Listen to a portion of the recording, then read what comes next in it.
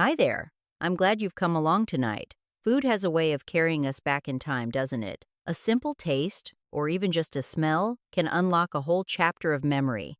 The 1960s were full of those flavors, some humble, some indulgent, all stitched into the fabric of everyday life. From meatloaf pulled from the oven on a weeknight to Jell-O molds wobbling in church basements, these foods fed more than our bodies. They were the backdrop of family tables, school cafeterias, and summer fairs. But it wasn't all sweetness and comfort. There was frugality, and sometimes scarcity. Mothers stretched meals with canned soup, and not everything was as shiny as the ads on TV made it seem.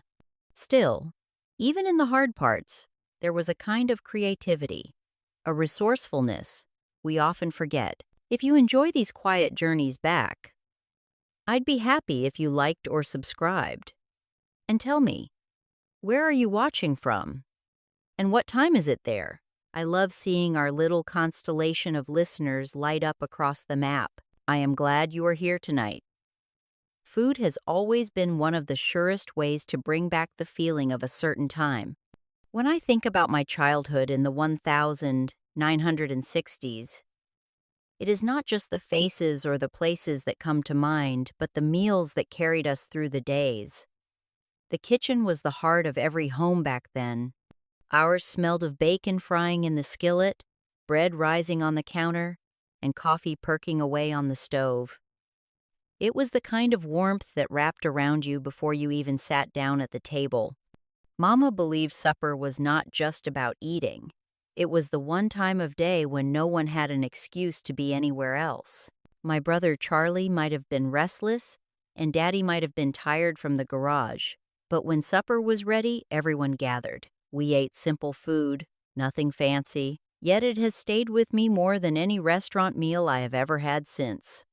The table was small, the dishes were chipped, and the napkins were often folded dish towels. But there was something steady about that ritual. Looking back, I realize it was not only the food that filled us. It was the rhythm of gathering, passing plates, and saying grace before taking a bite. That rhythm is what made those meals linger in my memory, long after the plates were cleared away. Sundays always had their own pace. And in our house, that rhythm was marked by the smell of a pot roast, slowly cooking in the oven. Mama would rise early, season the meat, and tuck it in with carrots, onions, and potatoes. By the time we came home from church, the whole house carried that savory scent that seemed to promise comfort before the first bite was even taken. The roast was not just food, it was a tradition. Every slice felt like part of a weekly ritual that connected us to something steady. Daddy would carve the meat while Charlie hovered too close, sneaking a taste when he thought no one was looking. I remember how the juices soaked into the potatoes, and how the carrots turned sweet and soft from hours in the pan. It was not about indulgence. It was about stretching a meal so everyone felt full and satisfied. And often there was enough left for sandwiches the next day. We did not have endless choices back then, but somehow it never felt like we were missing anything. The roast on the table was enough to make us feel secure, like the week had started on the right foot.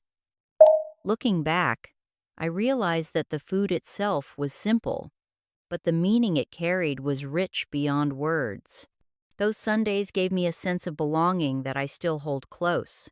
There are few smells that can compete with the scent of homemade bread coming out of the oven. Mama would start the process in the quiet of the morning, mixing flour, water, yeast, and just enough sugar to feed the dough. I can still hear the soft thud of her hands against the counter as she kneaded the mass until it turned smooth. The dough would rest beneath a clean towel, slowly rising while the rest of the house carried on with its day. By mid-afternoon, the kitchen air was rich with that unmistakable aroma of yeast and warmth. When the loaves were pulled from the oven, golden and steaming, we children could hardly wait for them to cool. Mama would slice into one, Spread butter that softened instantly against the warm bread, and pass it around. Nothing else was needed. Not jam, not honey. Just that perfect combination of soft bread and melting butter. Sometimes she baked rolls instead, setting them in neat rows across a pan. Those were for Sunday suppers or holiday dinners, always vanishing before the meal was finished. In a time when store-bought loaves wrapped in plastic were becoming popular, Mama kept to her habit of baking, saying that a house without bread did not feel alive. It was work, but it was also love in its plainest form. When I remember those afternoons, I see more than food. I see Mama's patience, the way she gave her time so we could share something warm together. That kind of effort meant more than the bread itself, though at the time I only thought of how quickly I could snatch another slice. School lunches in the 1960s had a world of their own. The cafeteria was filled with the clatter of trays, the hum of voices, and the sharp smell of something steaming in metal pans. There were days we dreaded the offerings, and other days when we practically ran to the front of the line. Salisbury steak often made an appearance, served with gravy that ran into the mashed potatoes, whether you wanted it to or not. There were little cups of Jell-O that wobbled all the way to the table, and cartons of milk that you had to shake before you drank to mix it evenly. Sometimes we were given peanut butter sandwiches when supplies ran short, and on Fridays it might be fish sticks, crispy on the outside and soft inside. Dessert was usually simple, maybe a square of cake dusted with powdered sugar. I remember the divided trays, always scratched and dented, with spots that never seemed to wash clean no matter how often they went through the line. Sitting down at those long tables, we traded bits of food the way children do, offering up cookies in exchange for a brownie or a better seat near a friend. The food itself was not gourmet, but there was comfort in the sameness of it. Every child in the school ate the same meal, and somehow that made us feel equal for a short time, even if only until the bell rang. Looking back, it was a lesson in patience and in finding joy in the little things, like when the lunch lady added an extra scoop of mashed potatoes to your tray. There was something magical about the drive-in restaurants that dotted the Midwest when I was growing up. Ours was just off the main road, with neon lights that flickered in the dusk and car hops who carried trays straight to the rolled-down windows. The menu was simple but felt like a treat every single time. Burgers came wrapped in wax paper, their juices soaking through, and the fries were served in little paper sleeves, salty and crisp. A thick milkshake in vanilla, chocolate, or strawberry was often shared between two people, the kind that left condensation on the glass and a chill in your hand. Teenagers liked to gather there, radios playing from parked cars, and children like me pressed our noses to the window, waiting for the tray to be hooked on. My brother Charlie always begged for extra ketchup, while I was happy with a plain cheeseburger that tasted better than anything we had at home. Mama and Daddy considered it a splurge, not something we did often, but that made it all the more special. The hum of voices, the glow of the lights, and the sound of car doors opening and shutting gave the place a lively rhythm. It was more than food, it was an experience. One that made you feel part of something bigger than your own small circle. The drive-in was a little piece of freedom, a place where time slowed and supper turned into an outing, rather than a chore. Even today, whenever I catch the smell of a burger sizzling on a flat-top grill, I am taken back to those summer evenings with the windows rolled down and the whole world waiting just outside the car. One of the great novelties of the 1960s was the rise of the TV dinner. They came in shiny foil trays, neatly divided into compartments that kept the mashed potatoes from touching the peas and the dessert from spilling into the meatloaf. For children like me, it felt almost like opening a present. You peeled back the cover, and there it was, a complete meal ready to be popped in the oven. It took close to an hour to heat through, which seems slow compared to today, but at the time it was nothing short of modern convenience. Mama kept a few in the freezer for nights when Daddy had to work late or when she simply needed a rest from cooking. We would carry our trays into the living room, balance them on folding TV trays, and watch the wonderful world of Disney or another Sunday night show. The mashed potatoes were always a little too smooth, the corn a little too watery, but the brownie tucked into its corner was the true prize. The foil gave everything a distinct taste, and yet we never complained. To us, it was like eating the future, one neat section at a time. Looking back, I realized that part of the charm was not just the food, but the feeling of doing something out of the ordinary.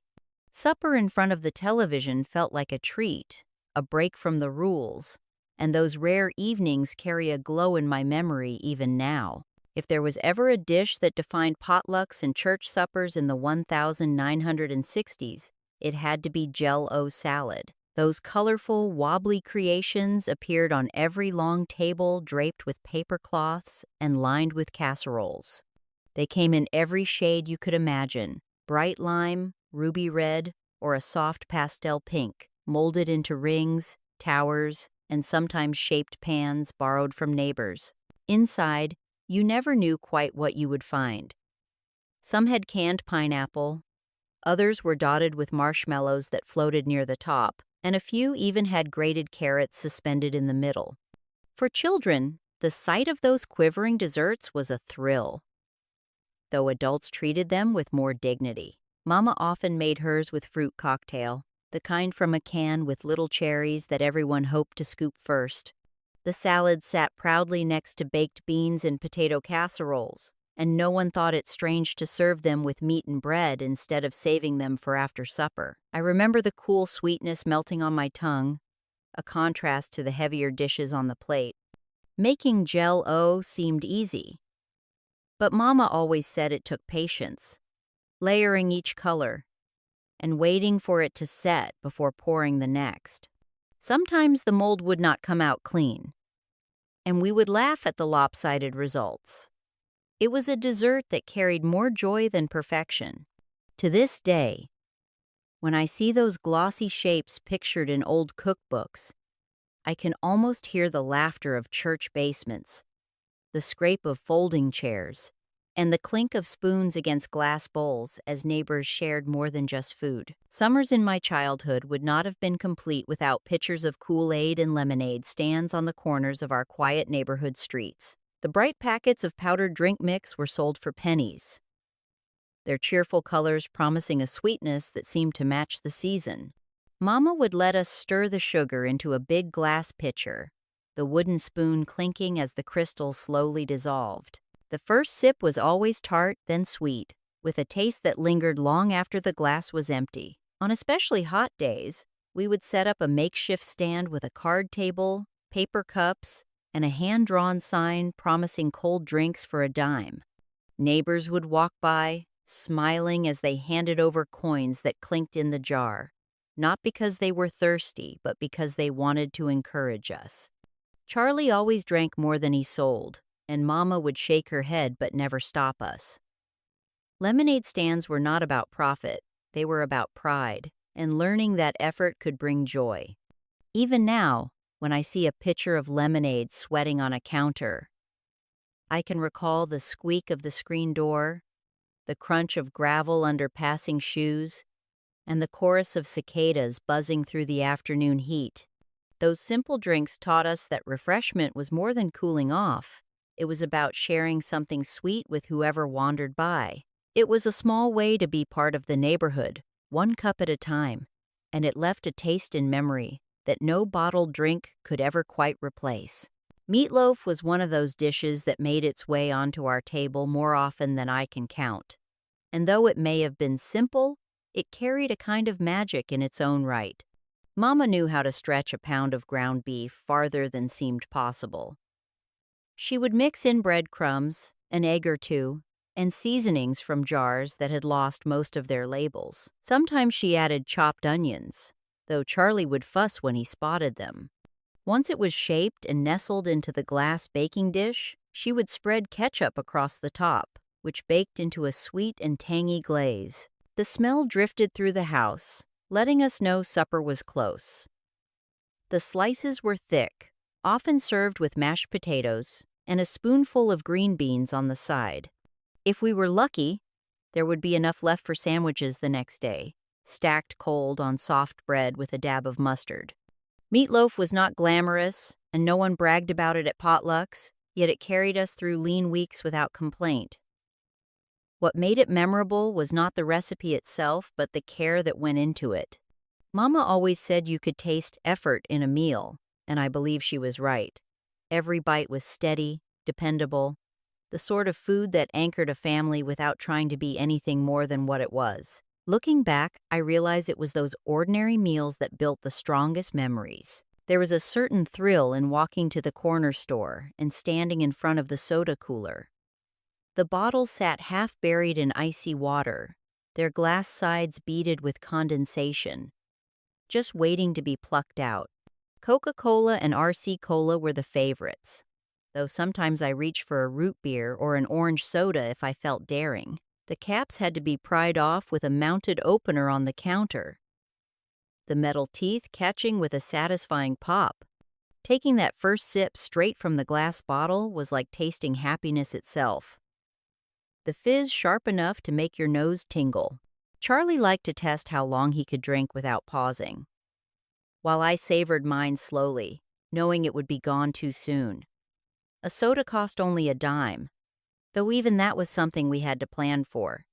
If I had saved a little change from returning bottles, I would treat myself and feel as though I was rich for the moment. The storekeeper never hurried us.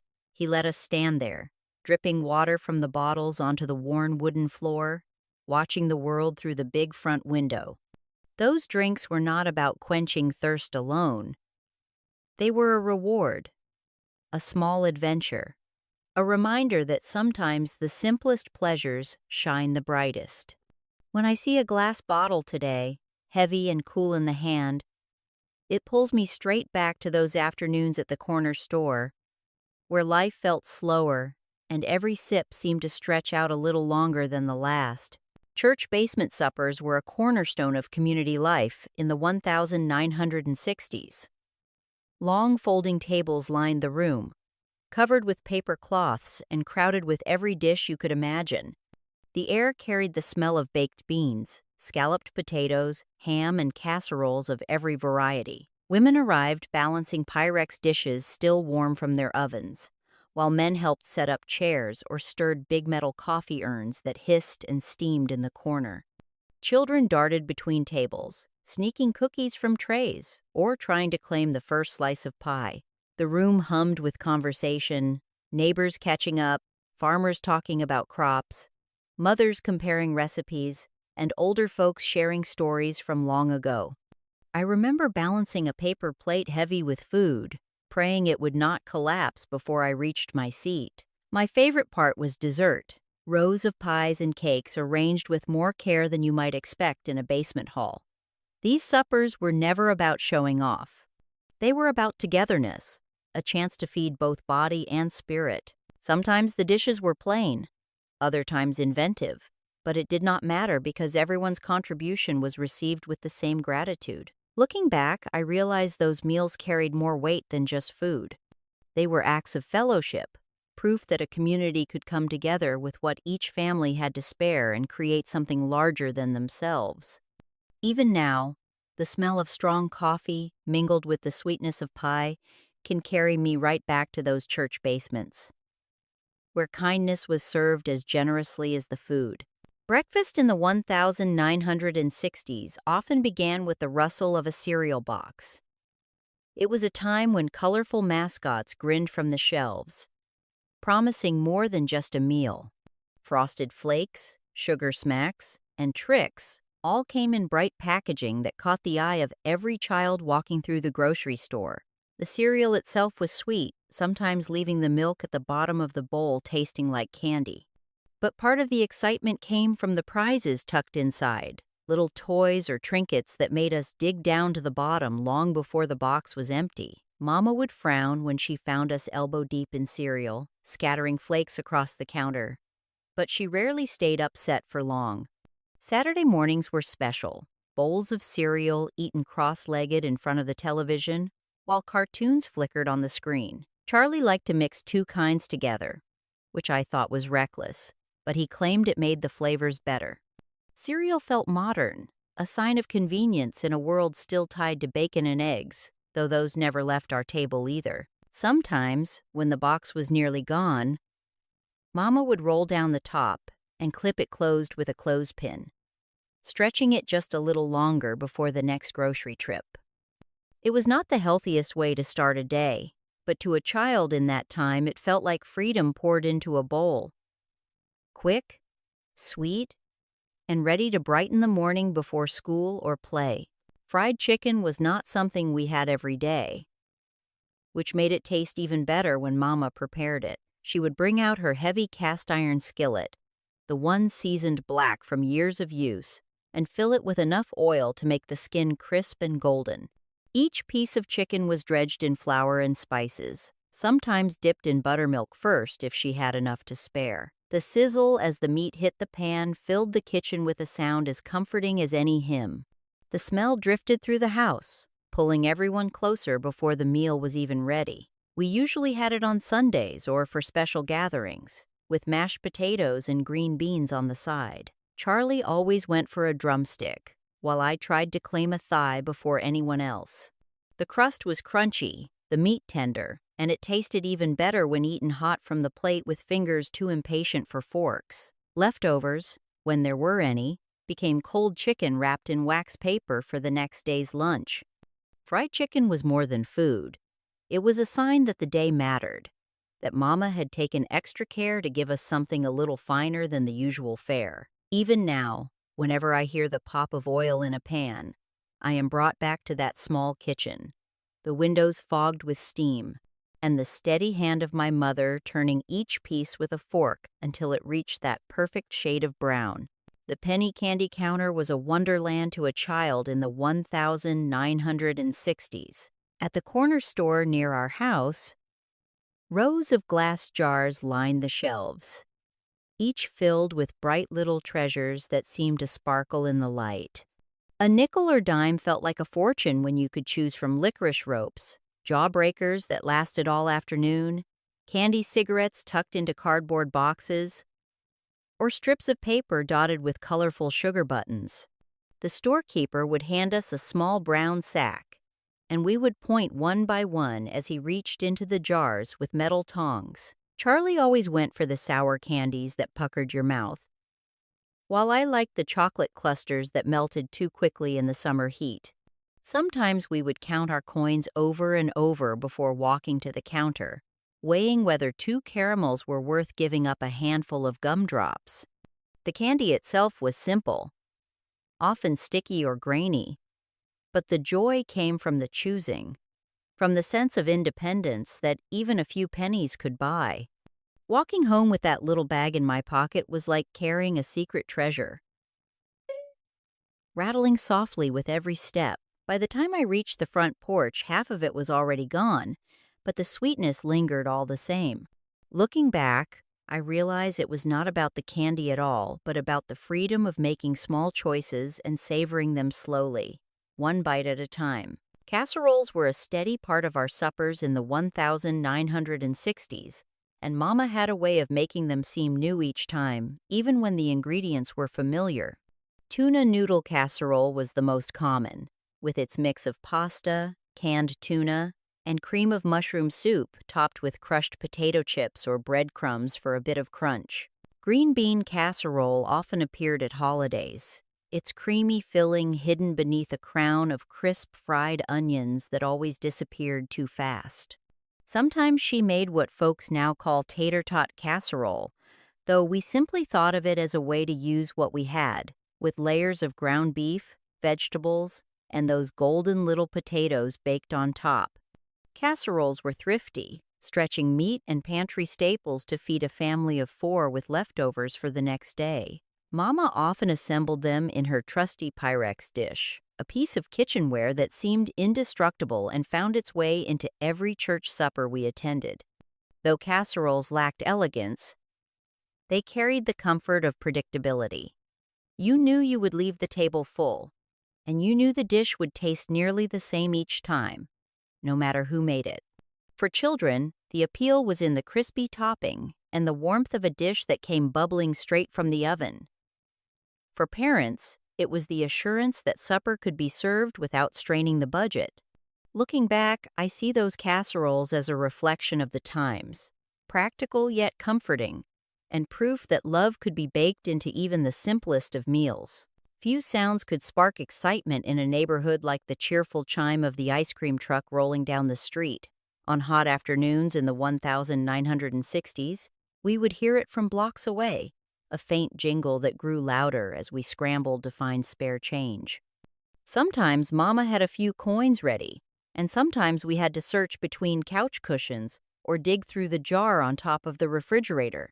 By the time the truck stopped near our house, children had already gathered in a loose line, clutching nickels and dimes with sweaty palms. The menu painted on the side showed bright pictures of treats that felt like summer itself. Popsicles in twin sticks that could be snapped in half. Bomb pops striped in red, white, and blue. And my personal favorite, the orange sherbet push-up that came in a cardboard tube you pushed from the bottom. The first bite always shocked you with its cold, but the sweetness quickly melted on your tongue. Charlie tried something different each time, often choosing the ice cream sandwiches wrapped in paper that stuck to your fingers as they softened. Once we had our treats, we lingered on the curb, dripping ice cream onto the pavement and laughing together. The ice cream truck was not just about dessert. It was about the thrill of chasing it down, the joy of joining your friends on the sidewalk, and the taste of freedom that came with something so simple. Even now, whenever I hear a distant jingle on a summer day, it pulls me back to those golden evenings when the whole neighborhood seemed to pause for a moment of sweetness. Bologna and cheese sandwiches were about as common as breathing in my school days, and I do not say that lightly. Every lunchroom smelled faintly of them, packed into wax paper or tucked in metal lunch boxes beside a thermos of milk. Mama always used soft white bread, the kind that folded easily around the fillings, and spread a thin layer of mustard across one side.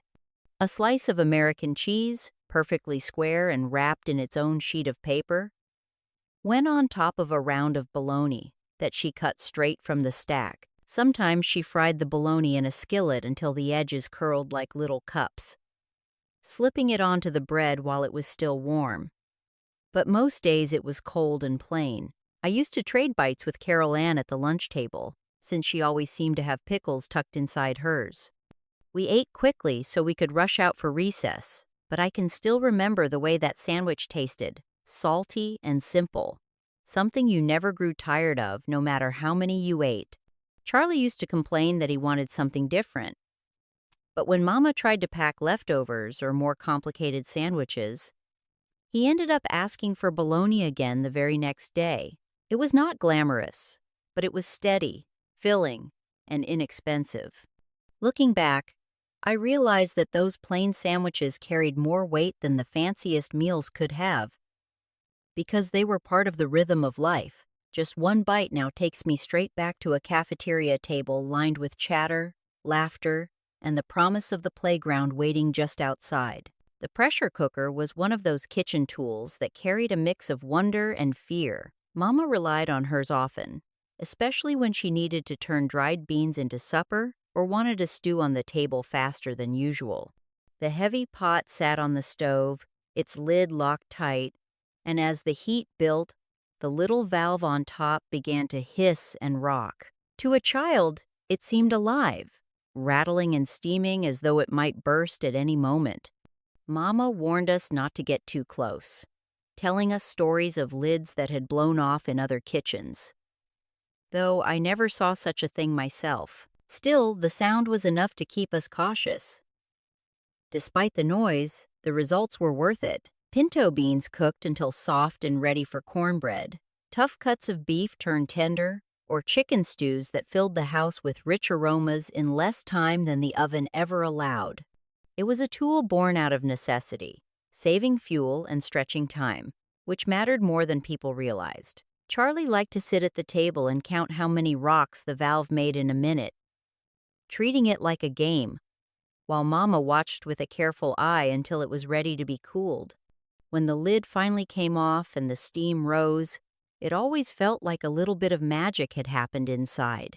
Looking back, I see that pressure cooker as a symbol of the era itself, where progress promised convenience but still carried a certain edge of danger.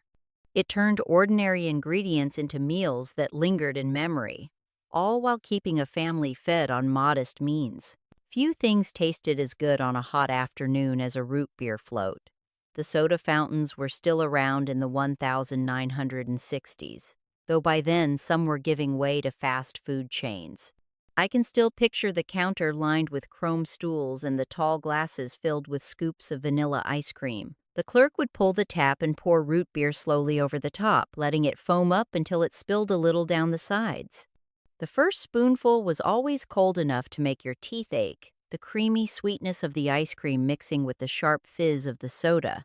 If you waited long enough, the ice cream melted into the root beer, turning it into a sweet drink that seemed to last forever. Charlie would gulp his down, while I lingered, stirring mine with a long spoon until the foam faded. Sitting at the counter felt like being part of something bigger than our small town, a glimpse into a world we usually only saw in advertisements or on television. Soda fountains were places where teenagers gathered, where farmers came in for coffee, and where children like me tasted a little freedom for the price of a dime. Even now, when I pass a diner and catch the scent of vanilla and syrup, I am carried back to those stools, the clink of glasses, and the sound of laughter bouncing off tiled walls. A root beer float was more than refreshment. It was a memory in the making, a reminder that joy could be found in something as simple as ice cream meeting soda in a tall glass. Fruitcake was one of those holiday staples that divided opinion, but in our house, it always had a place on the table. Mama would start early, carefully chopping candied cherries and citron, measuring out nuts, and soaking raisins until they swelled with sweetness. The batter itself was heavy, thick with spices and brown sugar, and when it baked, the whole house filled with a deep, rich aroma that clung to the walls for hours. She wrapped the finished loaves in wax paper and sometimes brushed them with a little syrup to keep them moist. By the time Christmas came around, slices were offered to anyone who visited, whether they wanted them or not. Charlie made faces, pushing the sticky fruit to the side, while Daddy ate his with strong coffee, claiming it was the only way to truly enjoy it. To me, fruitcake was more about tradition than taste. It meant the holidays had truly arrived. When the house was busier, neighbors came by with greetings, and laughter filled the evenings. The cake itself was dense, almost a meal in its own right, but it held a kind of dignity, a reminder that holidays were meant to be marked with something special. Even if not everyone loved it, looking back, I realize it symbolized more than food. It was the effort Mama put in, the hours spent preparing, and the way the finished loaf sat proudly on the table, as much a part of the season as the tree or the carols. Whether loved or mocked, it was ours, and that made it memorable. The sound of a percolator bubbling away on the stove was as much a part of daily life in the 1960s as the ticking of a clock. Coffee was not brewed with buttons or machines then. It was coaxed slowly through those glass knobs that showed the dark liquid rising and falling in steady rhythm. I remember the smell filling our kitchen long before the sun was fully up, a rich aroma that told us Daddy was almost ready to head out for work. Mama poured it into thick mugs, often chipped on the edges, and sipped hers with a quiet patience while listening to the morning news on the radio. Company coffee was a little stronger, brewed to impress guests, and poured alongside pie or cookies at the dining table. As children, we were not allowed to drink it, though sometimes Mama let us sneak a dip of sugar into the leftover dregs, just to taste the bitterness softened by sweetness. The percolator itself made a gentle hum, a background note to the household's rhythm, and its steady bubbling seemed to match the pace of life at the time. Looking back, I see that coffee was more than just a drink for the adults around me. It was a ritual, a pause in the day, a chance to connect over conversation, or to gather strength for what lay ahead. Even now, when I hear the hiss of modern machines, it does not carry the same comfort as that bubbling pot on the stove, steady and sure, promising warmth in every cup. Backyard barbecues were one of the true joys of summer when I was growing up. The air carried that unmistakable smell of charcoal and lighter fluid, a scent that drifted from one yard to the next and brought neighbors leaning over fences to chat. Daddy would stack the briquettes in a small round grill and fan the flames until the coals glowed red. The sizzle of hot dogs and hamburgers soon followed, filling the yard with a sound that promised supper was near.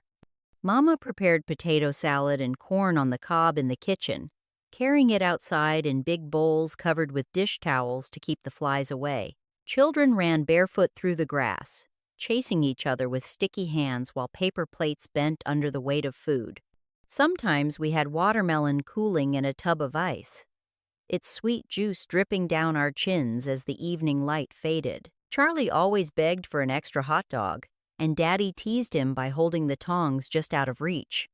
Those evenings were never fancy, yet they held a magic of their own. It was food cooked over open flames, laughter rising into the night air, and the steady comfort of community that made every gathering feel like a celebration. Looking back, those backyard barbecues were more than meals. They were moments that stitched families and neighbors together, reminding us that life did not need much more than a grill, some simple food, and people you cared about to share it with. Tang was one of those drinks that seemed to belong to the future. Advertisements proudly told us that astronauts drank it, and for children in the 1960s, that was enough to make it special. Mama would scoop the bright orange powder into a pitcher, add water, and stir until the crystals disappeared, leaving behind a sweet citrus flavor that was both tart and sugary at once. It never tasted exactly like orange juice, but that did not matter. To us, it was exciting, modern, and tied to the bold idea of space travel that filled our imaginations. At school, some teachers even mentioned it when talking about science and exploration, as though we were sipping the same drink that fueled men on rockets. Charlie liked to heap in extra spoonfuls when Mama was not looking, grinning at the way it made the drink so sweet it almost puckered your lips. Kool-Aid was the more common choice for summer afternoons, but Tang carried a different weight. It felt like part of the progress everyone was talking about in those years, proof that convenience and science could be poured right into a glass. Looking back, I realized that what made it memorable was not the taste alone, but the feeling of being connected to something larger than ourselves. Each time we raised a glass, it was as though we were toasting the future, imagining where the next great leap would take us. Even now, when I see those old orange canisters in photographs, I can recall the thrill of believing that even an ordinary child in the Midwest could share a small piece of adventure with the astronauts in the sky. There was something special about diner breakfasts in the 1960s, a feeling that home kitchens could not quite capture. The bell above the door jingled when you stepped inside, and the smell of frying bacon, hash browns, and fresh coffee wrapped around you before you even sat down. We slid onto vinyl stools at the counter, our elbows sticking just a little in the summer heat, and studied the menus even though we already knew what we wanted. Eggs came any way you asked. Sunny side up with yolks like gold or scrambled soft and buttery. Hash browns sizzled on the flat top, turned with a wide spatula until they were crisp and brown on the edges. Thick toast arrived with little plastic tubs of jam. And the waitress kept the coffee mugs full for the adults, as though it was her personal mission. Charlie usually ordered pancakes stacked high with syrup dripping down the sides, while I liked bacon with my eggs, served on plates that were chipped but always clean. Diners were more than places to eat. They were places where stories were shared, where farmers swapped news about weather, and where travelers paused to feel part of a small community for an hour. the hum of conversation mixed with the clatter of dishes and the hiss of the griddle, creating a rhythm that felt both lively and comforting. Looking back, those breakfasts were less about the food and more about the experience of being out in the world, of watching people come and go while the coffee steamed and the morning sun pressed through the windows. Canned soup was a staple in nearly every home during the 1960s, and ours was no exception. The pantry always held a row of red and white Campbell's cans, each one ready to be turned into a quick supper or stretched into something more. Chicken noodle was the favorite, its salty broth and soft noodles warming us on cold winter evenings. Tomato soup often made an appearance, usually paired with grilled cheese sandwiches that Mama browned in a skillet with butter until the bread turned golden and crisp. Cream of mushroom was less exciting on its own, but it became the secret ingredient in countless casseroles, giving them richness without requiring anything fancy. Opening a can was easy, but it still carried a sense of comfort. The hiss of the lid, the metallic scent that lingered for a moment, and the way the soup thickened as it heated brought reassurance that food would be on the table soon. Charlie liked to crumble crackers into his bowl until the spoon stood up, while I preferred mine plain, blowing gently on each steaming bite. Those soups were not gourmet, but they filled us, and they gave Mama the gift of time when her days were long. Looking back, I see them as symbols of convenience in an era that prized thrift. They represented a balance between tradition and change, proof that a meal could be both simple and dependable, ready in minutes but still carrying the power to bring a family together around the table. Pizza in the 1960s was still something of a novelty in our small Midwestern town.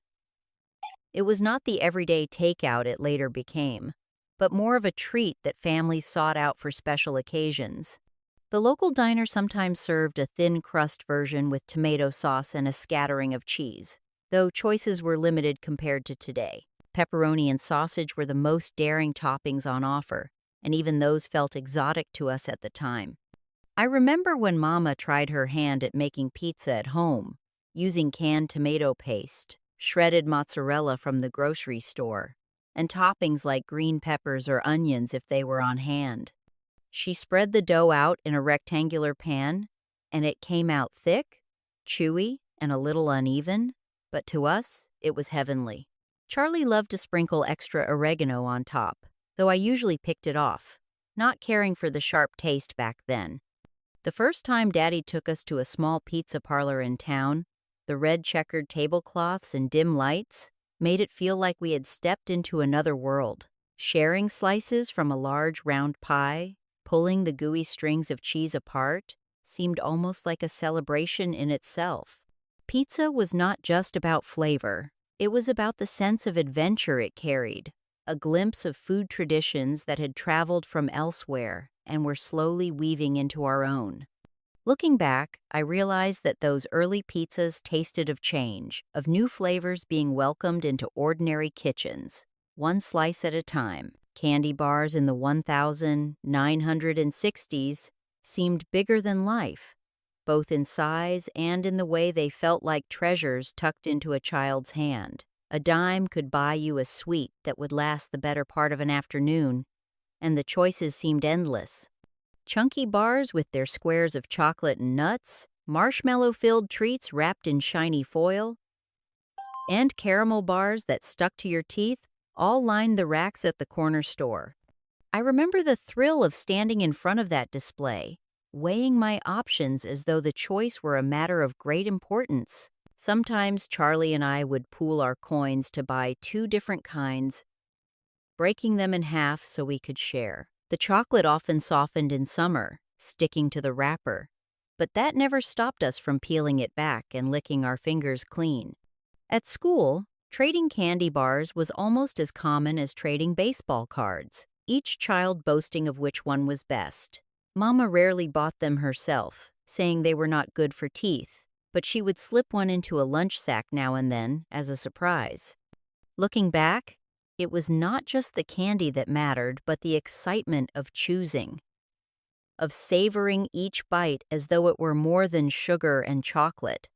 Those bars were a small luxury in a simple time, a reminder that joy could be wrapped in paper and carried in your pocket until you were ready to open it. Sunday afternoons often ended with a family trip for ice cream, and it became one of those rituals that marked the week. After church and a quiet lunch, Daddy would sometimes suggest we all pile into the car and head to the Dairy Queen on the edge of town. Other times, we visited a small local creamery where the menu was written on a chalkboard. The excitement of choosing a cone was half the fun. Vanilla, chocolate, or twist were the staples, though on rare occasions we could pick from flavors like strawberry or butter pecan. I always seemed to pick the same thing. A simple cone with chocolate dip that hardened into a shell that cracked with every bite. Charlie was more adventurous, often asking for the largest sundae he could talk Daddy into buying. Mama liked a banana split, though she usually shared it with me when I had eaten through mine too quickly. We sat in the car or on benches outside, trying to finish before the ice cream melted down our wrists. Other families were often there too, and the parking lot felt like a little gathering spot where people waved from their cars or lingered to talk while children compared their cones. It was not expensive, but it felt like luxury, a sweet pause before the work week began again. Looking back, those trips were not just about dessert. They were about time together, about slowing down, and about the happiness that comes when something so small becomes part of a family's rhythm of living. Tuna fish sandwiches were another mainstay of the 1960s table, often appearing in school lunches or as a quick supper on busy nights. Mama kept cans of tuna stacked neatly in the pantry, ready to be mixed with mayonnaise and a spoonful of sweet pickle relish. Sometimes she added chopped celery for crunch, though Charlie would grumble and try to pick it out. The mixture was spread thick on slices of soft bread, usually white, with maybe a leaf of iceberg lettuce tucked in for freshness. Wrapped in wax paper and tucked into a brown paper sack, it was as common as bologna and cheese, though it felt just a little more grown up. On hot summer days, Mama would chill the tuna salad before serving it, setting out a plate of sandwiches with potato chips and glasses of iced tea. The smell was strong, and not everyone loved it, but to me, it meant comfort and familiarity. At school, we sometimes traded bites with friends, each of us comparing whose mama made the better version, though they all tasted nearly the same. If there was extra filling, Mama might scoop it onto crackers for an evening snack, and I can still remember sitting on the back steps with a plate balanced on my knees, the sound of crickets filling the twilight. Tuna fish sandwiches may not have been fancy, but they were steady, filling, and dependable. Part of the rhythm of ordinary days that later became the stuff of lasting memory. Sack lunches carried their own kind of charm, even if they were simple. Mama would line up the brown paper bags on the counter in the morning, each one folded neatly at the top once it was filled. A sandwich was the anchor, sometimes bologna, sometimes tuna, or even peanut butter and jelly, if she was short on time. Alongside it, she usually slipped in an apple, its skin shining from a quick polish with her apron. On lucky days, there was a cookie or two, often oatmeal or sugar, tucked into a wax paper sleeve. Every now and then, we discovered a surprise. A piece of penny candy or a small note written in her tidy handwriting that said something like, "Have a good day." Those little touches meant more than the food itself. At school, we all gathered at long tables and compared what had been packed, trading parts of our lunches the way only children do, a cookie for a handful of chips, or half a sandwich for something new. Charlie usually tore into his bag before we even sat down, leaving nothing by the time the bell rang. For me, the lunches were less about what was inside and more about knowing that someone had taken the time to prepare it, to think of me in the middle of their own busy morning. Looking back, those plain paper bags carried more than food. They carried care, thought, and love in the quiet way families showed it every day. Grandma Elsie's preserves were a treasure that seemed to glow from the shelves of her pantry. Lined up in neat rows, the jars caught the light like little jewels, their colors rich and inviting. Strawberry jam was the favorite, sweet and bright, but she also made grape jelly and apple butter when the seasons allowed. I remember watching her stand at the stove, stirring the bubbling fruit with a wooden spoon, the air thick with sugar and steam. The lids would seal with a soft pop as the jars cooled, a sound that told us the harvest had been captured for the months ahead. Whenever we visited, she opened one with pride, spreading the preserves thick on fresh bread or biscuits that melted in your mouth. Charlie and I often begged for more, licking the sticky sweetness from our fingers while Grandma smiled and reminded us to save room for supper. Those jars were more than food. They were a lesson in patience and care, the kind of work that stretched summer into winter and made the seasons feel connected.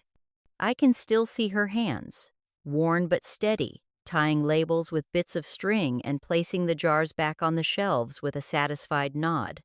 Looking back, the preserves tasted not only of fruit and sugar but of tradition, of a woman who believed in putting effort into the simplest things so that others could enjoy them long after the work was done. To this day, no store-bought jar has ever come close to what Grandma Elsie made in that warm, busy kitchen. Snow days in the 1960s always carried the promise of hot cocoa waiting inside after hours of sledding or snowball fights. Mama kept a tin of Hershey's cocoa powder in the cupboard, the kind with simple instructions printed on the back. She mixed it with sugar and just enough hot milk to form a paste before filling the pan with more milk, stirring steadily until it steamed. The smell drifted through the house, richer than anything a packet could ever make. She poured it into heavy mugs, sometimes chipped at the rim, and set them on the table with spoons for stirring. A dollop of whipped cream was a luxury, but more often it was topped with a handful of tiny marshmallows that melted slowly into the froth. Charlie always piled his too high, ending with a sticky mustache across his upper lip, while I cupped mine carefully, letting the warmth spread through my cold fingers. Sitting by the radiator with wet mittens drying nearby, the cocoa tasted like comfort itself, sweet and strong at once. It was more than a drink. It was a reminder that winter could be softened with small joys, that even the bitterest cold held the chance for warmth. Looking back, those mugs of cocoa carry more memory than flavor. They recall the hush of falling snow outside the window, the quiet of a house gathered together, and the simple truth that love could be served in something as ordinary as a steaming cup placed gently in your hands. County fairs in the 1960s were filled with smells that pulled you from one stall to the next, but none were as tempting as the sweet scent of caramel corn. Vendors scooped it into paper bags that quickly grew greasy from the sugar coating, the kernels sticking together in golden clusters. The air around the fairgrounds was thick, with a mix of hay, sawdust, and popcorn. And holding that bag in your hand felt like holding a piece of the excitement itself. Charlie and I would crunch our way through it as we wandered past livestock pens and carnival rides, each bite sweet enough to make us forget the dust clinging to our shoes. Sometimes Mama bought an extra bag to take home, though it rarely lasted past the car ride. The sugar hardened on our fingers, and we licked them clean without caring. Who noticed? Caramel corn was not something we had outside of the fair, which made it a symbol of summer itself, tied to the sound of barkers calling out prizes and the faint music of the carousel. Looking back, it was never just about the taste. It was about the joy of being together, of feeling the buzz of the crowd and the thrill of knowing that for one weekend a year, the ordinary turned into something brighter and sweeter.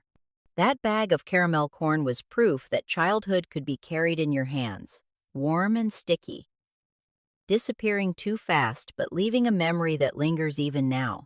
Homemade frozen pops were a summertime ritual that made even the hottest afternoons feel bearable. Mama would pour Kool-Aid into metal ice cube trays, slipping toothpicks into each section before sliding them into the freezer.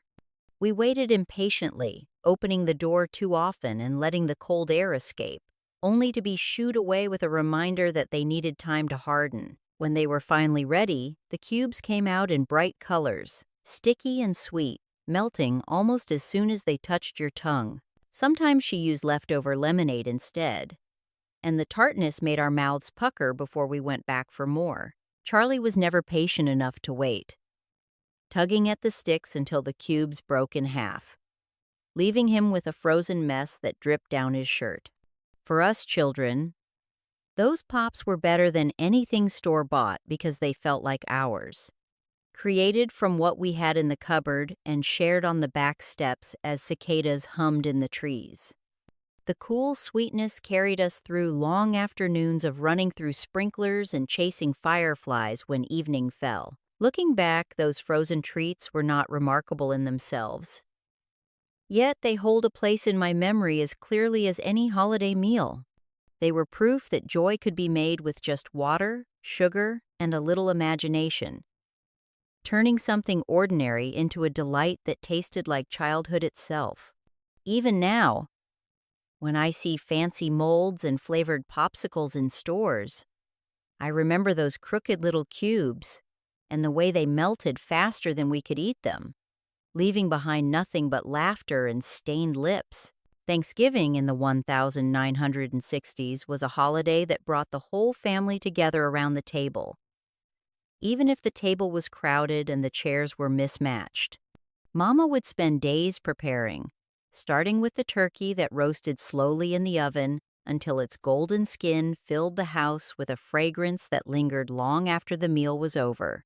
Stuffing was made from bread cubes dried on the counter, seasoned with onion, celery, and sage, a recipe passed down from Grandma Elsie.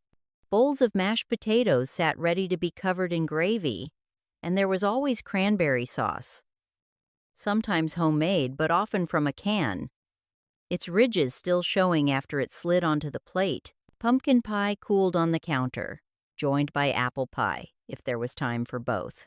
Charlie and I were given the job of setting the table, though we usually argued over who got to place the salt and pepper shakers. The meal itself was hearty, but it was the atmosphere that made it special. Relatives came with their own contributions, laughter rose above the clatter of serving spoons, and prayers of thanks were spoken with genuine gratitude. Even when times were lean, Mama made sure the table looked abundant, stretching every dish to fill both stomachs and hearts. Looking back, those Thanksgivings were less about the food itself and more about the feeling of belonging, of seeing 3 generations gathered in one room, and knowing that for at least one day, the world outside could wait, while we shared in the comfort of family and tradition. Spaghetti with meat sauce was one of the first meals that made me feel like our small Midwestern kitchen had reached out and borrowed something from far away. Pasta had been in America for generations, but in the 1960s, it was still finding its place on ordinary tables like ours. Mama would boil the noodles until they were soft, draining them in a heavy colander that steamed up the windows. The sauce usually began with canned tomatoes, simmered with garlic and onions, sometimes stretched with a little ground beef when the budget allowed. The smell of it filled the air long before we sat down, a fragrance that promised warmth and comfort. Mama sprinkled Parmesan from a green can, shaking it lightly over each plate until a snowy layer covered the red sauce. Charlie always asked for more, tapping the can until Daddy told him to stop before he used it all. For us children, twirling noodles around a fork felt like an adventure compared to the meat and potatoes we knew so well. The meal was hearty, filling, and easy to reheat the next day, which made it practical as well as delicious. Looking back, spaghetti was more than just supper. It was a sign that the world beyond our town was slowly finding its way into our kitchen, one pot at a time. Even now, when I boil pasta, the sound of noodles sliding into hot water and the sight of sauce bubbling on the stove bring me straight back to those evenings, where something as simple as a plate of spaghetti felt new, exciting, and unforgettable. Pudding was one of those desserts that seemed to bridge the gap between simple and special. In the 1960s, Mama often made it from boxed mixes that came in chocolate, butterscotch, or vanilla, whisking the powder into warm milk until it thickened. Sometimes she let it chill in the icebox before serving, and other times she poured it into little glass dishes still warm, where a thin skin would form on top.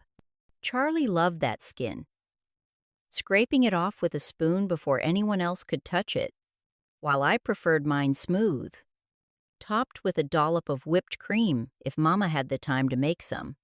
On special occasions, she made pudding from scratch, standing at the stove with patience, stirring until it turned silky and rich. Those versions tasted deeper, the chocolate stronger, the butterscotch almost caramel in flavor, though they took longer than a quick mix. Pudding cups were sometimes sent in our school lunches, packed into wax paper containers that always seemed to tip over before noon. At church suppers, someone always brought a layered dessert of pudding, graham crackers, and whipped topping that disappeared faster than anything else. Looking back, pudding was more than just a sweet ending to a meal. It was comfort in a spoon, a little luxury that did not require much money but gave us a feeling of richness all the same. Even now, when I see those small boxes lined up on grocery shelves, I remember Mama's steady hand at the stove, the clink of spoons against glass bowls, and the simple joy of something creamy and sweet to finish off the day. Fruit cocktail was one of those dishes that showed up again and again in the 1960s, poured straight from the can into a glass bowl and served as if it were something special. The syrup glistened under the kitchen light, with chunks of peaches, pears, and grapes floating together, always dotted with those bright red cherries that every child scrambled to claim first. Mama would sometimes chill the can in the icebox before opening it, making the fruit feel fancy when she spooned it into small dessert dishes after supper. Other times she folded it into whipped cream for a sweet salad that appeared at potlucks and family gatherings. Charlie liked to pick through for the grapes, leaving the softer pieces for me, while I hoped to get at least one cherry in my bowl. For families like ours, fruit cocktail was convenient, affordable, and available year-round, long before fresh fruit could be found in every season. It carried a hint of luxury, even if it came from a tin, and it gave children the sense that dessert was possible even on ordinary nights. Looking back, it is clear the fruit was not about flavor alone, but about what it represented in a simpler time. It was proof that small treats could make a meal feel complete, that even a can of syrupy fruit could turn an everyday supper into something remembered. The sound of the opener piercing the lid, the sweet scent rising from the can, and the clink of the spoon filling each dish remain as much a part of my memory as the taste itself. Summer suppers often meant corn on the cob, picked fresh and carried home in brown paper bags that left a trail of husks behind. Mama set a large pot of water to boil while Charlie and I sat on the back steps peeling away the green leaves, our fingers sticky with silk that clung no matter how hard we brushed it off. The ears went into the pot with a hiss, and within minutes the kitchen filled with the sweet smell of corn. When it was ready, Mama laid them out on a platter, still steaming, and set a dish of butter nearby that quickly melted into golden pools. We rolled the cobs across the butter, turning them until every kernel glistened, then sprinkled them with salt before taking our first bite. Juice ran down our chins and onto the tablecloth, but no one minded. Corn suppers were often simple affairs, with sliced tomatoes from the garden or cucumbers in vinegar served alongside. Sometimes that was the whole meal, nothing more. Yet it filled us with a satisfaction deeper than heavier dishes ever could. Eating corn on the cob was messy, noisy, and shared, which may be why it remains such a strong memory. Looking back, I see it not just as food but as a celebration of summer itself. It was the taste of long evenings, fireflies beginning to glow in the yard, and the comfort of knowing that the season's bounty was right there in your hands, buttery and bright. Hamburgers cooked on the backyard grill were a staple of 1960's family life, and though the ingredients were simple, the experience made them unforgettable. Daddy always manned the grill, a small round kettle model with a shaky lid and a dent in the side from where Charlie knocked it over with his bike. He used charcoal, never gas, stacking the briquettes into a pyramid and lighting them with lighter fluid that flared up with a whoosh. The smell of smoke and sizzling meat would drift through the neighborhood, drawing the attention of passing neighbors and neighborhood kids alike. Mama formed the patties by hand, adding just a bit of salt and pepper, sometimes a dash of Worcestershire if she was feeling fancy. The buns were soft and plain, the kind that squished when you held them too tightly, and they were often toasted lightly on the edge of the grill. Slices of American cheese melted into the meat, and bowls of chopped onions, pickles, and sliced tomatoes waited on the picnic table.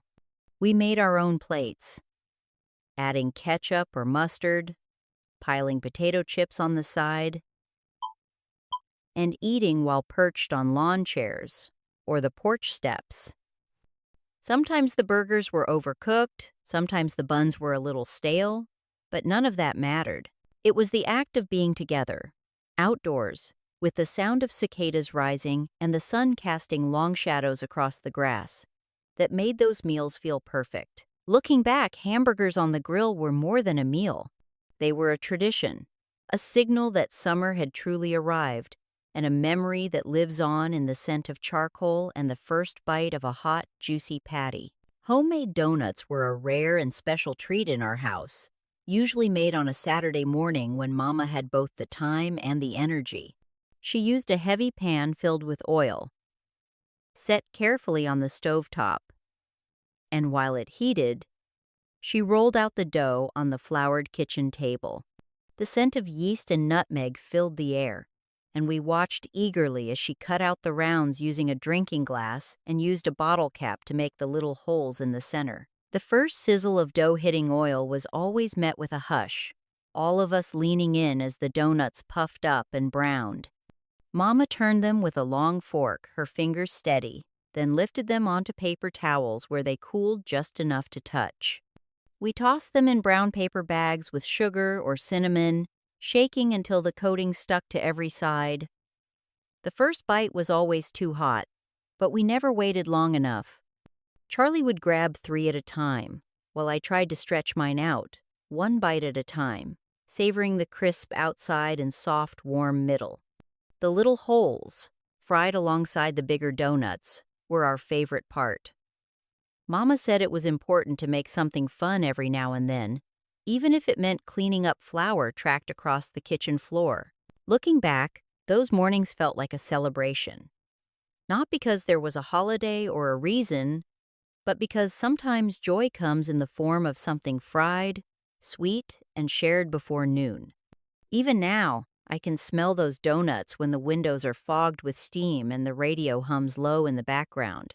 Apples with peanut butter were the kind of after-school snack that didn't make a big fuss but always hit the spot.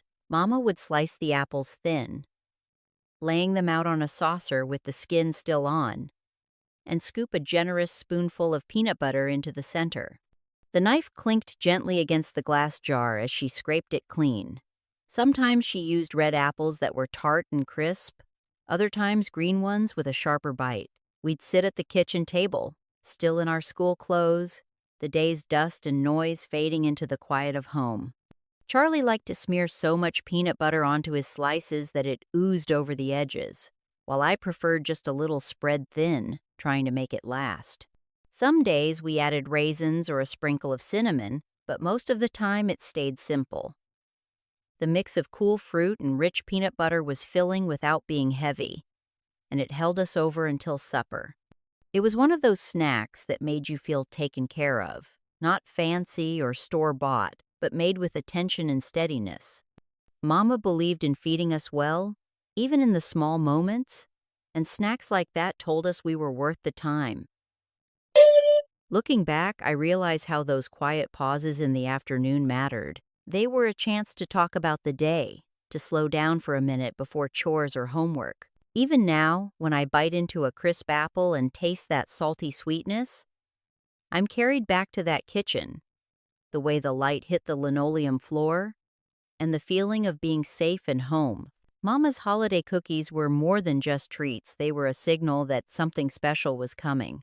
As soon as the weather cooled and the calendar edged toward December, she would pull out her old tin recipe box, the cards smudged with butter stains and dotted with her careful handwriting.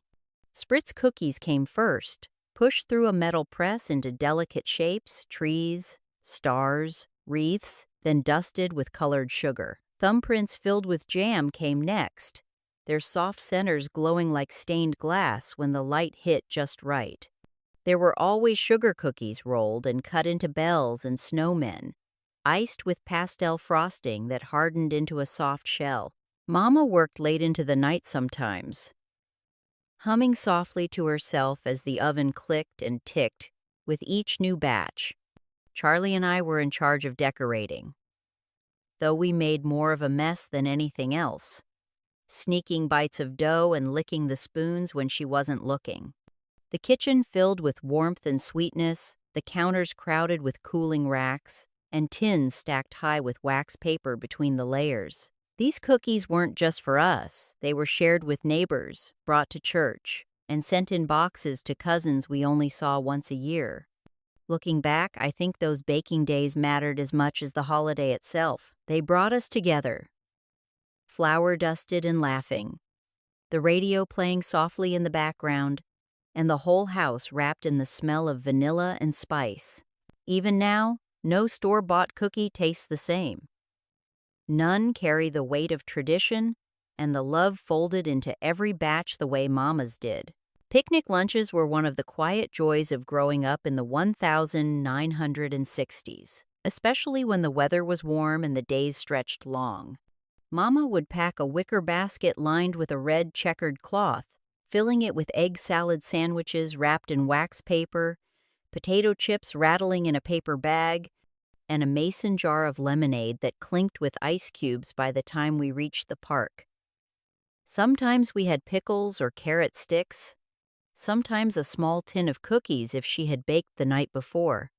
Daddy would carry the blanket under one arm while Charlie and I ran ahead, looking for the perfect patch of grass under the shade of a big tree. The food was simple, but it always tasted better outside. The sandwiches were soft and a little warm from the sun, the lemonade tart and sweet, the chips slightly crushed but still satisfying. We sat cross-legged, swatting away ants and bees, laughing as we licked crumbs off our fingers. After we ate, we'd lie on the blanket, staring up at the clouds or toss a ball back and forth, letting the day unfold without schedule. Looking back, those picnics were never about fancy food or special occasions. They were about being present, about sharing time away from chores and distractions. Mama never made a fuss, and yet those moments felt like a celebration of something gentle and good. Even now, when I see a picnic basket or taste lemonade from a glass jar, I remember those quiet afternoons, the rustle of leaves above us, and the feeling that life, in that moment, was perfectly enough. Mashed potatoes and gravy were the soul of many meals in our home, a comfort food that showed up on the table more times than I could count. Mama peeled the potatoes by hand, dropping them into a pot of salted water, where they boiled until soft. She mashed them with a hand masher, adding butter and warm milk, stirring until the texture was just right. Never too lumpy, never too smooth. The gravy came from the drippings of whatever meat we had, whether it was roast beef, pork chops, or fried chicken. She would stir flour into the pan, working it into a roux, then slowly add water or broth, whisking until it thickened into something savory and rich. Charlie always scooped out a crater in the middle of his potatoes, pouring the gravy in like a miniature lake, while I spread mine evenly across the top, careful not to let it spill onto the vegetables beside it. It was the kind of dish that never needed explaining, never needed dressing up. Mashed potatoes were there at Sunday suppers, after funerals, and alongside birthday meals. They filled the plate and quieted hunger, grounding us with their warmth. Looking back, I realized that they were more than just a side dish. They were a foundation, a steady presence that reminded us that even when life was uncertain, there were still simple things you could count on. The sound of Mama's whisk in the pan, the steam rising from the bowl, and the taste of gravy soaking into soft potatoes all live in my memory as clearly as any celebration. Marshmallow fluff and other sandwich spreads had their moment in our kitchen, especially when Mama needed to stretch the grocery budget or surprise us with something sweet and unexpected. A jar of fluff sat tucked between the peanut butter and jelly, its white lid always a little sticky. The label slightly curled from summer heat. On certain afternoons, when the day felt too long, or the bread was beginning to go stale, Mama would pull it out and make fluffernutter sandwiches. Just a swipe of peanut butter on one slice, marshmallow spread on the other, pressed together until they oozed out the sides. Charlie loved them more than cake, and I'd beg for a corner with extra fluff, licking it from my fingers before it ever made it to my mouth. There were other spreads. 2 pimento cheese in its bright orange glory, and deviled ham that came in a tiny tin. Salty and strange, but somehow comforting. We didn't always have lunch meats on hand, and these jars and cans filled the gap. Mama said they were quick and easy, and she was right. They made school lunches more exciting, especially when everyone else was eating plain bologna again. Looking back, I know these spreads weren't fancy, but they had their place, especially in a time when small indulgences mattered. That spoonful of sweetness or tang could turn a plain sandwich into something memorable. Even now, when I see a jar of marshmallow fluff at the store, I smile not for the taste, but for what it represented. A mother's way of making ordinary bread feel a little more like dessert, and a moment in the day feel a little more like fun. Fresh vegetables from the garden were a part of everyday life in the 1960s, especially in the warmer months when Mama's backyard plot came into full bloom. It wasn't a large garden, just a few neat rows behind the garage. But what grew there made its way to our table nearly every day. Tomatoes were the stars, ripening under the sun until their skins were warm to the touch and their scent filled the air. Mama would slice them thick and sprinkle them with a little salt, serving them alongside sandwiches or cold meat. Cucumbers were crisp and cool, often soaked in vinegar with onions and a pinch of sugar, until they took on a sharp tang that made our mouths water. Green beans snapped between our fingers as we helped Mama prepare them, and she simmered them low and slow with a little bacon fat until they turned tender. Zucchini, carrots, even bell peppers found their place in casseroles or pickling jars. Nothing went to waste. What couldn't be eaten right away was canned or preserved, the jars lining our pantry with the colors of summer to be opened again in January. Charlie and I grumbled about weeding and watering, but when supper came, we always cleaned our plates. Looking back, those vegetables were more than food. They were proof of effort, of time spent nurturing something from the ground up. Every bite carried the memory of bare feet in the garden, the smell of dirt and leaves, and the quiet pride of knowing it had come from our own backyard. Even today, when I eat a tomato that tastes like sunshine, I am taken right back to those rows behind the garage and the meals that followed. Icebox pies were a summertime favorite in our house, especially when the oven was too hot to touch, and Mama wanted to make something sweet without heating up the kitchen.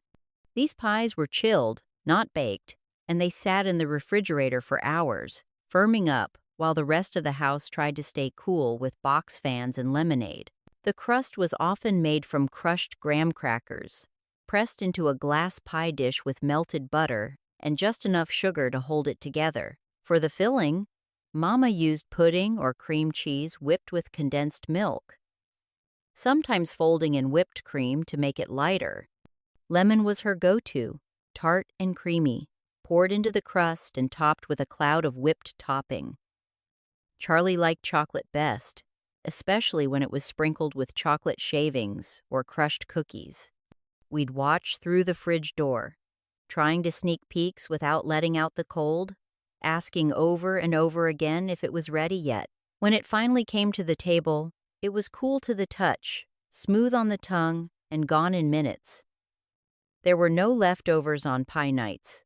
Sometimes she added fruit-sliced bananas, cherries from a jar, or bits of pineapple, giving it just enough brightness to make each bite taste like vacation. Looking back, icebox pies were more than a dessert. They were a little pause in a long, hot day. A reminder that something soft and sweet was waiting at the end of supper.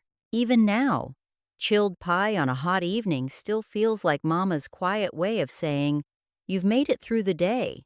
Now enjoy this." Chicken and dumplings was one of those meals that felt like a warm hug on a cold evening. Mama didn't make it often, usually saving it for Sundays or when someone in the house wasn't feeling well. But when she did, it filled the whole house with the kind of smell that made your shoulders relax. She started with a pot of chicken simmering on the stove, the broth rich with carrots, celery, and onions, bubbling gently as the flavors came together. Once the meat was tender enough to fall off the bone, she pulled it apart by hand, careful to remove every bit of gristle. Then came the dumplings, simple bits of dough made from flour, baking powder, and a little milk. She dropped them by spoonfuls into the broth, where they puffed up and softened, soaking in every bit of flavor. Charlie always hovered nearby, asking for the first bowl, even when it was too hot to eat. We'd sit at the table with steam curling from our spoons, the dumplings soft and fluffy, the chicken melting into the thick, savory broth. It was a quiet meal, not flashy, but it had a way of filling you that no other dish quite could. Mama said it was the kind of food that healed, and I think she was right. Looking back, I remember those nights when the windows fogged up and the kitchen felt like the safest place in the world. Chicken and dumplings wasn't just supper, it was comfort, care, and love served in a bowl. One that made you feel, deep down, that everything was going to be all right. Applesauce was one of those foods that slipped into our meals without much fuss, but it always brought a kind of quiet comfort. Mama made it from scratch when apples were in season, peeling and slicing them while the radio played softly in the background. The fruit simmered on the stove with a little sugar and cinnamon until it softened into something warm and fragrant. The spoon left soft swirls in the pot as she stirred, and the smell filled the kitchen in a way that made even the gloomiest day feel better.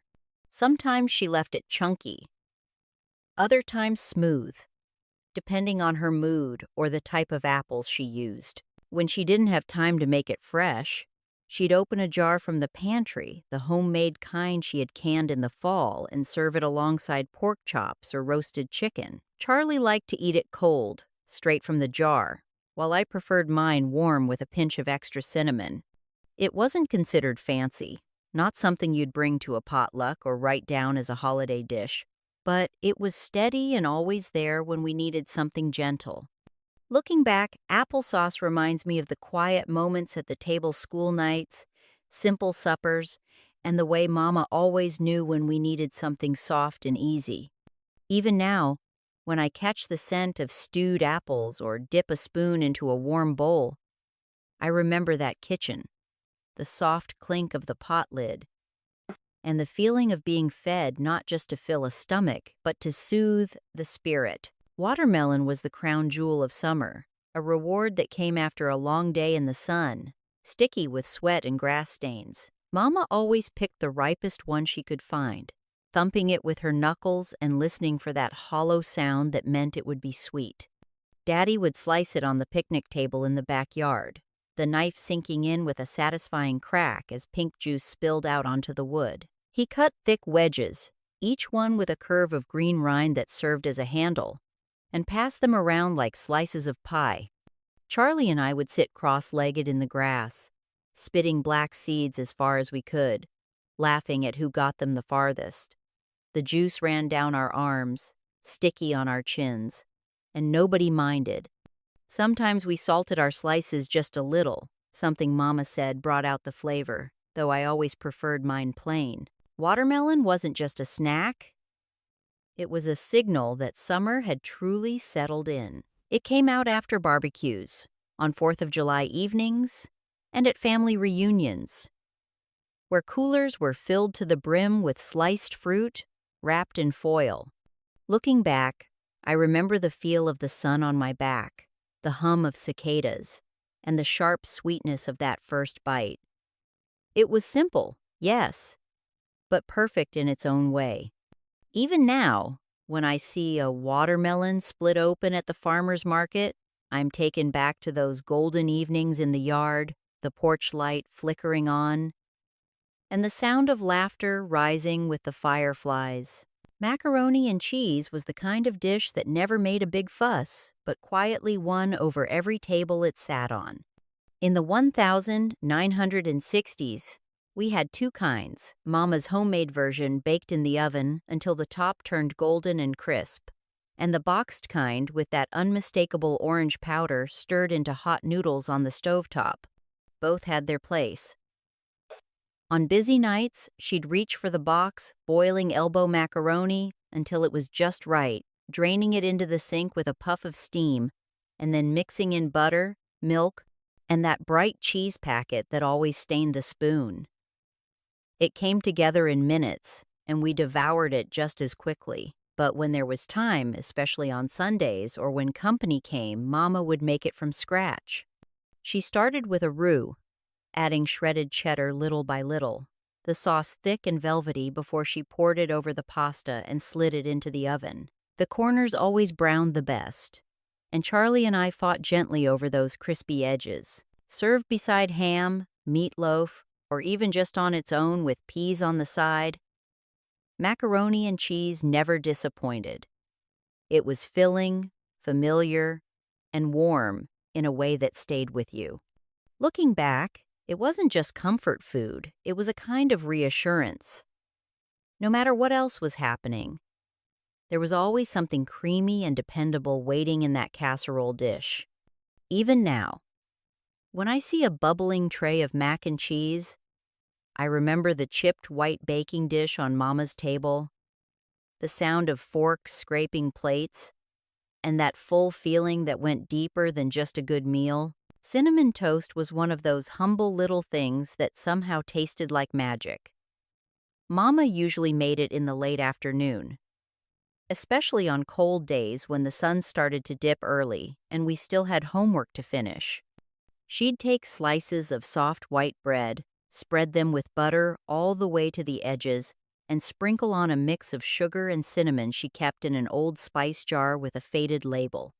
Then she slid the slices under the broiler for just a minute or two, watching closely so they wouldn't burn.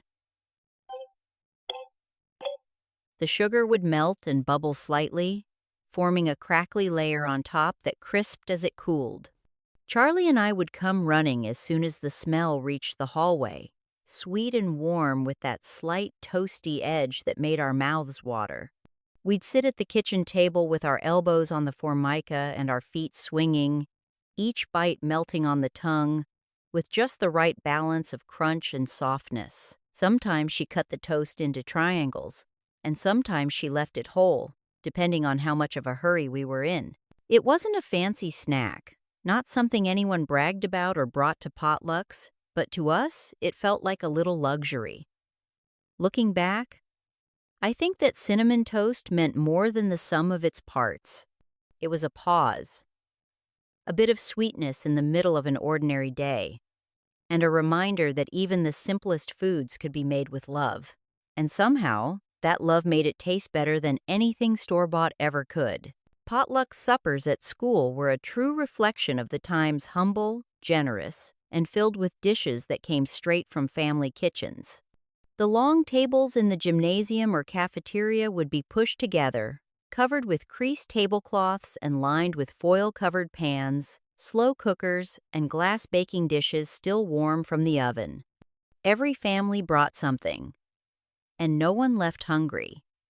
Mama usually made a casserole, sometimes tuna noodle or baked macaroni, depending on what we had in the pantry. Other families brought deviled eggs lined up in careful rows, crockpots of baked beans, baskets of rolls wrapped in dish towels, and salads made with Jell-O or Cool Whip and canned fruit. Desserts stretched the length of a second table sheet cakes, pie slices on paper plates, and trays of cookies that vanished before the main courses were gone.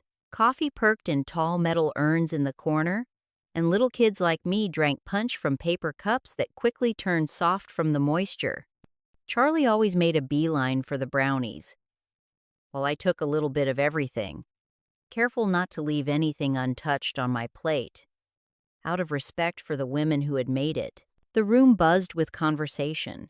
Folding chairs scraped across tile, and laughter echoed as neighbors and teachers mingled freely. Looking back, those potlucks were more than community events. They were gatherings of hearts and hands, a place where food became connection, and everyone, regardless of what they brought, was fed and welcomed. Even today, the smell of a baked ham or a pot of scalloped potatoes can carry me straight back to those noisy, loving rooms where food and fellowship filled every corner. Sunday roasts were the quiet finale to a week that often felt long and scattered. No matter how busy things got or what the weather was doing, Sunday brought with it the smell of something slow cooking in the oven, and the sense that we were meant to linger a little longer at the table. Mama would wake up early to season a chuck roast or a pork shoulder, browning it first in a heavy pan before sliding it into the oven with onions, garlic, and whatever root vegetables we had on hand. The house would slowly fill with the scent of roasting meat, a rich aroma that seemed to settle into the walls. Church came first, always, and we'd return home in our Sunday clothes with growling stomachs and high expectations. Mama peeled off her gloves and apron and checked the roast with quiet concentration, using a long fork to turn it gently in its juices. When it was time to eat, the meat fell apart with the touch of a spoon, tender and savory and resting in a broth so flavorful it barely needed salt. We'd sit as a family, the table set with care, no one in a hurry. There were mashed potatoes or rice to soak up the juices, maybe a side of corn or green beans, and sweet tea in glasses sweating from the ice. Looking back, those Sunday roasts were more than just meals. They were the anchor at the end of a spinning week, a moment when everything slowed down, and we remembered what mattered most. Even now, the scent of meat roasting in the oven can bring me right back to that small kitchen, that wooden table, and the peace that only came once the roast was served.